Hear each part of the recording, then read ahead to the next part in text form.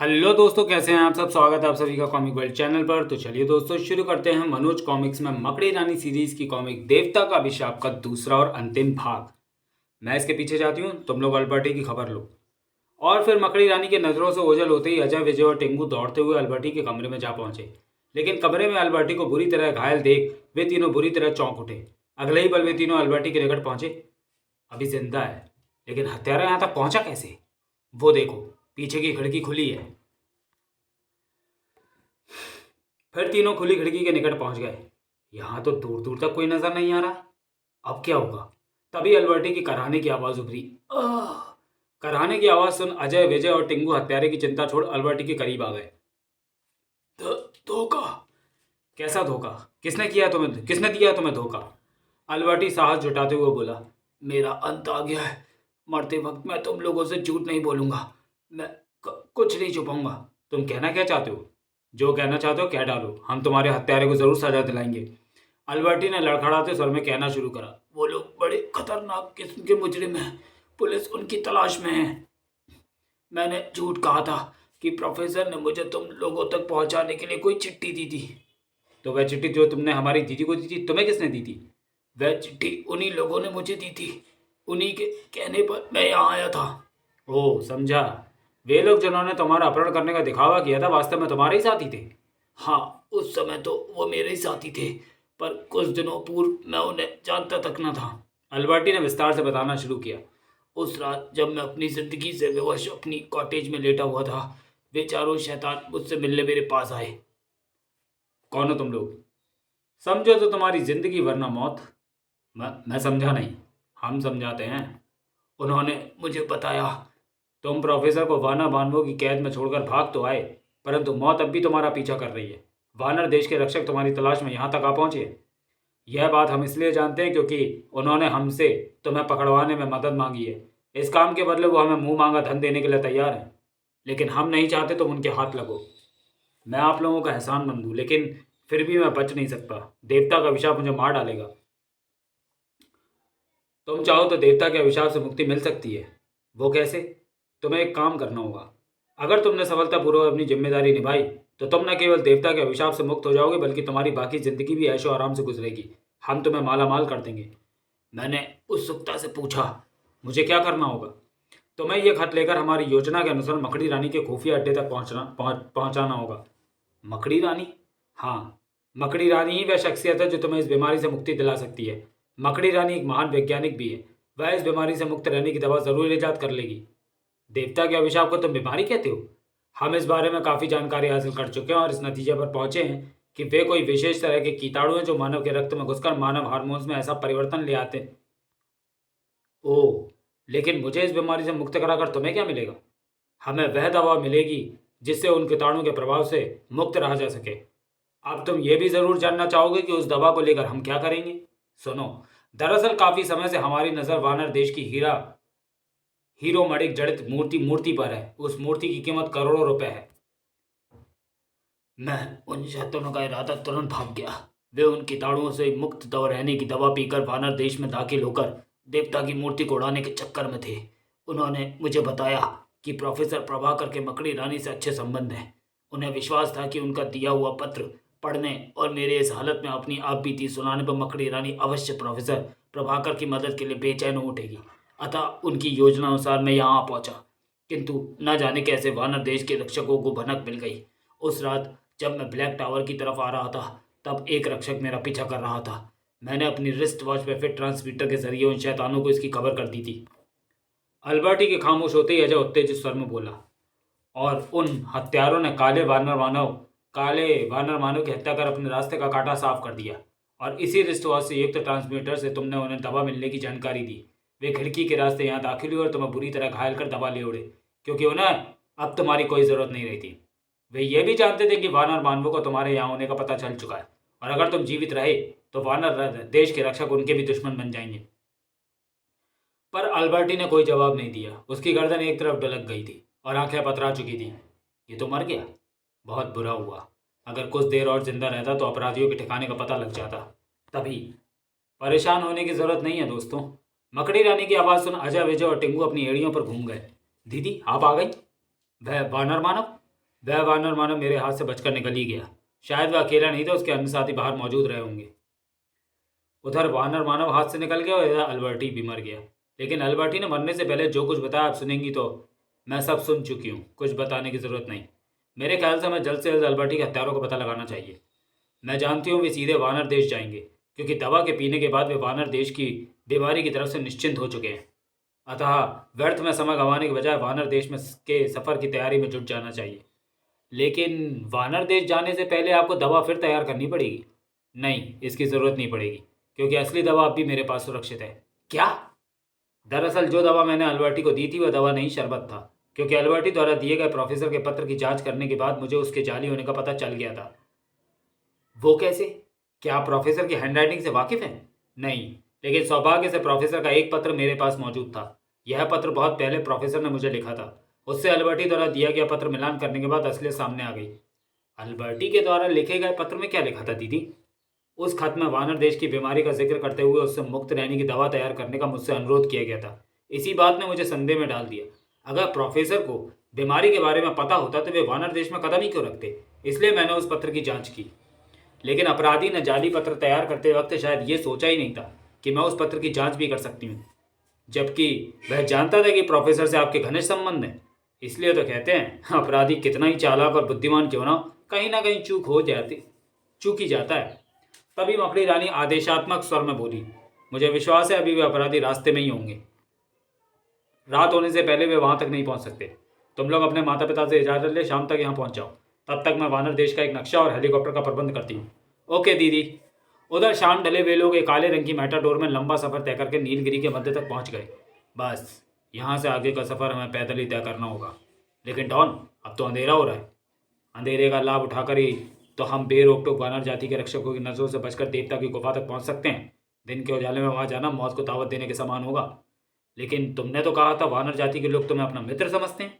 हाँ, मेरे partner Norman ने मेरा परिचय इन लोगों से कराया था। नॉर्मन इन लोगों के लिए काम करता था। एक बार वह वानर देश गया, लेकिन जब लौट कर आया तो वानर देश की बीमारी से ग्रस्त था। उसी ने मुझे देवता की मूर्ति और बीमारी के बारे में बताया था। कुछ दिनों बाद नॉर्मन मर गया। मैं नॉर्मन की जगह वानर मानवों के लिए काम करने लगा। लेकिन मेरे दिल में उस मूर्ति को हासिल करने की तमन्ना हमेशा रही। परंतु नॉर्मन का हर्ष देख मैं वानर देश में कदम रखने की हिम्मत कभी न कर सका। हाँ, बीमारी से मुक्त रहने के उपाय की खोज मुझे हमेशा रही।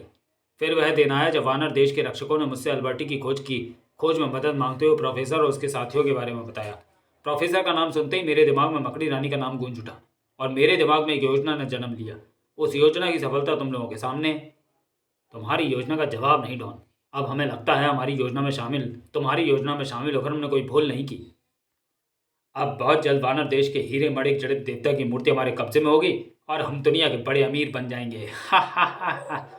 अच्छा बेवकूफ़ बनाया तुमने मकड़ी रानी को। हा हा हा हा हा। मेरे ख्याल से अब हमें दवा पी लेनी चाहिए। दवा पीने के पश्चात चलो, अब वानर देश की बीमारी का हम पर कोई असर नहीं होगा। लेकिन इस देश की पुलिस भयानक बीमारी की तरह हमारे पीछे हमेशा लगी रहेगी। घबराओ नहीं, मूर्ति हासिल होते ही हम ये देश छोड़कर चले जाएंगे। हाँ, यही ठीक रहेगा। अब हमें चलना चाहिए। फिर किसी ने विरोध नहीं किया। वे खामोशी से आगे बढ़ गए। डॉन और उसके तीनों साथी पैदल सफर करते हुए बिना किसी परेशानी के वानर देश के देवता की गुफा के निकट जा पहुंचे। नक्शे के मुताबिक यहीं कहीं आसपास देवता की गुफा होनी चाहिए। तभी डॉन, वो देखो। डॉन तुरंत टॉर्च बुझा नक्शा समेटकर अपनी जेब के हवाले करते हुए चेतावनीपूर्ण स्वर में बोला, ये तो भारतीय वायुसेना का हेलीकॉप्टर है। शायद यहीं लैंड करेगा। हमें तुरंत छुप जाना चाहिए। अगले ही पल डॉन और उसके साथी निकट की ही एक चट्टान की ओट में हो गए। थोड़ी देर बाद हेलीकॉप्टर उनके सामने समतल स्थान पर उतर गया। लेकिन जैसे ही डॉन ने हेलीकॉप्टर से मकड़ी रानी, अजय, विजय और टिंगू को उतरते देखा, बरबसी वह बोल उठा, अरे ये तो मकड़ी रानी और उससे साथी हैं। लगता है मकड़ी रानी पर मेरा भेद खुल चुका है। अब क्या होगा? होगा क्या, मैं अभी इन्हें ठिकाने लगा देता हूँ। और कहने के साथ ही डॉन के साथी ने फायरिंग शुरू कर दी। धाए! खतरा, ले डाउन। अपने साथी के इस हरकत ने डॉन को झुंझला दिया। वह उसे रोकते हुए कठोर स्वर में बोला, यह तुमने क्या किया भूटानी? तुम नहीं जानते फायरिंग करके तुमने हमारे लिए कितना बड़ा खतरा पैदा कर दिया है। घबराओ नहीं डॉन, मैं इनमें से एक को भी जिंदा नहीं छोड़ूंगा। मूर्खता मत करो भूटानी। गोलियों की आवाज़ ने वानर देश के रक्षकों को संचित कर दिया होगा। वे किसी भी समय यहाँ पहुँचने वाले होंगे। इससे पहले कि वानर मानव यहाँ पहुँचे, हमें यहाँ से हट जाना चाहिए। और तुरंत ही चट्टान की आड़ में एक तरफ बढ़ता हुआ बोला, कम ऑन हरी अप। उधर मकड़ी रानी अपने साथियों के साथ आड़ में पहुँचते हुए बोली, निश्चय ही डॉन और उसके साथी आसपास मौजूद हैं। तुम लोग यहीं ठहरो, मैं उनकी स्थिति का जायजा लेकर आती हूँ। कहने के साथ ही मकड़ी रानी किसी छलावे की तरह ओझल हो गई। अजय, विजय और टिंगू दम साधे वहीं दुबके बैठे रहे। लेकिन अभी मुश्किल से कुछ ही मिनट गुजरे थे कि अचानक ही उन्होंने अपने आप को खतरों से घिरा पाया। अब क्या करेंगे अजय? आत्मसमर्पण, इसके अलावा जीवित रहने का कोई रास्ता नहीं है। अगर हमने अपने आपको इनके हवाले कर दिया तो ये हमें भून कर खा जाएंगे। शट, मत भूलो कि दीदी अभी आज़ाद है, वह हमारी मदद को ज़रूर आएगी। अगले ही पल अजय, विजय और टिंगू ने आत्मसमर्पण कर दिया। वानर मानवों ने उन्हें तुरंत बंदी बना लिया और अपने घेरे में लेकर एक और चल दिए। फिर लगभग 15 मिनट की पैदल यात्रा के बाद ये विदेशी हमारे देवता के दुश्मन हैं सरदार, इन्हें जिंदा नहीं छोड़ना चाहिए वरना देवता हमसे रुष्ट हो जाएंगे। कल पूर्णमासी की रात है, देवता को प्रसन्न करने के लिए हम उसके दुश्मनों की बलि देंगे, इसलिए इन्हें भी अन्य बंदियों के साथ रखा जाए। तभी दीदी, घबराओ नहीं दोस्तों, मैं आ गई हूँ। अगले ही पल मकड़ी रानी ने अपनी बेल्ट में लगा कोई बटन दबाया और सरदार के सामने जमीन पर आ खड़ी हुई। कौन हो तुम? मैं तुम्हारी हमदर्द हूँ सरदार। तुम्हें यह बताने आई हूँ कि जिन्हें तुम अपना दुश्मन समझ रहे हो वे तुम्हारे मित्र हैं। मकड़ी रानी ने सरदार के प्रश्न का उत्तर उनकी विचित्र भाषा में दिया। मकड़ी रानी को अपनी भाषा में बात करते देख सरदार सोच में पड़ गया। ये तो हमारी भाषा में भी जानती है। आज तक किसी विदेशी को हमने हमारी भाषा में बात करते नहीं सुना। यह अवश्य हमारी मित्र है। शायद देवता ने इसे हमारी मदद के लिए भेजा है। अजय, विजय और टिंगू भी मकड़ी रानी को वानर देश की भाषा में बात करते देख भौचक्के रह गए। उधर मकड़ी रानी कह रही थी, हम तुम्हारे देवता के दुश्मनों का पीछा करते हुए यहाँ आए हैं। कौन है हमारे दुश्मन? कहाँ हैं अभी? इस समय वह शैतान तुम्हारे देवता की गुफा में है। अगर उन्हें रोका नहीं गया तो वे तुम्हारे देवता की मूर्ति चुरा कर फरार हो जाएंगे। मकड़ी रानी की बात सुनकर सरदार कठोर स्वर में बोला, अगर तुम्हारी बात गलत साबित हुई तो जो सजा तुम हमें देना चाहोगे मैं स्वीकार होगी। लेकिन अगर हमारी बात सच साबित हुई तो तुम्हें सभी कैदियों को मुक्त करना होगा। हम वायदा करते हैं। उसके बाद सरदार उन्हें अपने आदमियों की निगरानी में छोड़ कुछ अंगरक्षकों को साथ ले मकड़ी रानी के साथ देवता की मूर्ति की तरफ, देवता की गुफा की तरफ चल पड़ा। उधर डॉन और उसके साथी देवता की गुफा में मौजूद पहरेदारों को मौत की घात उतारते हुए देवता की मूर्ति तक जा पहुंचे थे। कह रही हीरे मोतियों से जड़ी देवता की मूर्ति, हरे हरे। परंतु अगले ही पल उनकी खुशी में डूबी आवाजें घुटी हुई चीखों में बदल गईं। हमें ये क्या हो रहा है? हमारे हाथ पैर क्यों कांप रहे हैं? नहीं, लगता है बंदरों की बीमारी ने हमें जकड़ लिया है।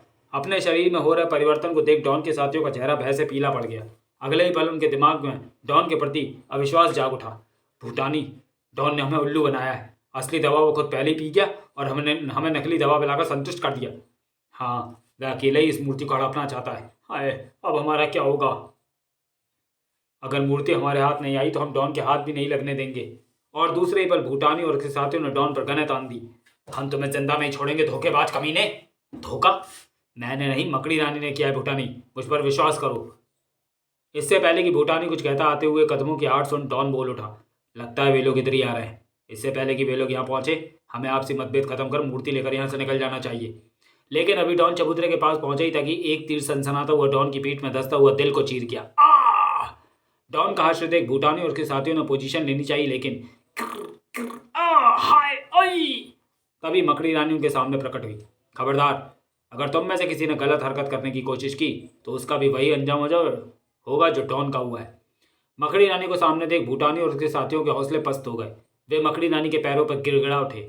हमें बचा लीजिए मकड़ी रानी, हम मरना नहीं चाहते, हम पर तरस खाइए, आप जो भी कहेंगे हम करेंगे। तुम लोगों को अब यह दवा ही बचा सकती है शैतानों, पर यह दवा तुम लोगों को तभी मिल सकती है जब तुम भारत पहुंचकर अपने आप को स्वयं कानून के हवाले कर दो और अपने सारे जुर्म स्वीकार कर लो। हमें मंजूर है। डॉन के साथियों के आत्मसमर्पण करते ही मकड़ी रानी के कहने पर सरदार ने अपने आदमियों को उन्हें बंदी बनाने का हुक्म दे डाला और उन्हें बंदी बनाकर हेलीकॉप्टर में पहुंचा दिया गया। हम आपके शुक्रगुजार हैं मकड़ी रानी। अगर आपने हमारी मदद नहीं की होती तो देवता का अभिशाप हमें और हमारे कबीले को बर्बाद कर देता। मुझे खुशी है कि अब ऐसा नहीं होगा, आप लोग अपनी परंपराओं के अनुसार जी सकेंगे। और फिर सरदार ने अपने कुछ आदमी दवा के साथ कबीले की तरफ दौड़ा दिए, जो अजय, विजय, टिंकू और प्रोफेसर तथा उनके साथियों को वहां ले आए। प्रोफेसर, अब आप कैसे हैं? आपकी दवा ने जादू का काम किया है, हमें नई जिंदगी मिली है। अब हम अपने आप को बिल्कुल स्वस्थ महसूस कर रहे हैं। फिर थोड़ी देर बाद मकड़ी रानी सरदार और वानर जाति के कबीले के लोगों से विदा ले अपने सभी साथियों सहित हेलीकॉप्टर में बैठ वापस लौट पड़ी। राजनगर वापस लौटते ही भूटानी और उसके साथियों ने खुद ब खुद अपने आप को इंस्पेक्टर तारकुंडे के हवाले कर अपने सारे जुर्म स्वीकार कर लिए। लेकिन इंस्पेक्टर तारकुंडे हैरान और परेशान था। वह यह मानने को तैयार नहीं था कि वे बंदर सरी के मानवीय वास्तव में घोषित अपराधी भूटानी, नामर और काले खां हैं। उसकी हैरानी तब और बढ़ गई जब आईजी पुलिस की बेटी डॉक्टर पूनम उनसे मिलने आई।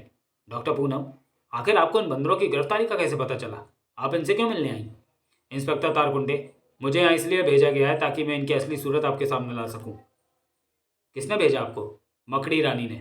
मकड़ी रानी? कौन है वो? इंस्पेक्टर तारकुंडे ने ऐसा जाहिर किया जैसे वो मकड़ी रानी के नाम से वाकिफ ना हो। यह वही है इंस्पेक्टर तारकुंडे जिसके कारनामों का सेहरा अपने सर बांधकर आप हमेशा शोहरत हासिल करते रहे और अपने कंधों पर लगे स्टार्स में बढ़ोतरी करते रहे। जल्दी ही मकड़ी रानी की वजह से आपको फिर नाम मिलने वाला है। और आगे कुछ मत कहना डॉक्टर पूनम, किसी ने सुन लिया तो तारकुंडे की इज्जत की कुंडा हो जाएगा। इंस्पेक्टर तारकुंडे के चेहरे पर हवाइयाँ उड़ते देख डॉक्टर पूनम हंसकर बोली, चलिए आगे कुछ नहीं कहती, पर आइंदा न कहिएगा कि आप मकड़ी रानी को नहीं जानते।